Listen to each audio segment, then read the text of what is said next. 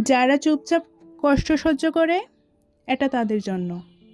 সবাই যখন তোমাকে ইগনোর করে, তখন নিজেকে অর্থলেস মনে হওয়াটা স্বাভাবিক।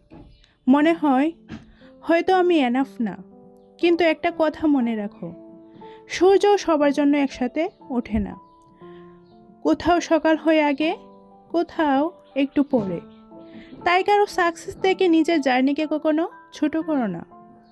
আজ তুমি স্ট্রাগলিং অবস্থায় আছো বলে এটা পার্মানেন্ট না।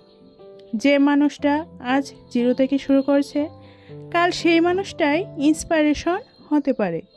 কিন্তু তার জন্য দরকার একটা জিনিস, থেমে না যাওয়া। Slow progress, still progress.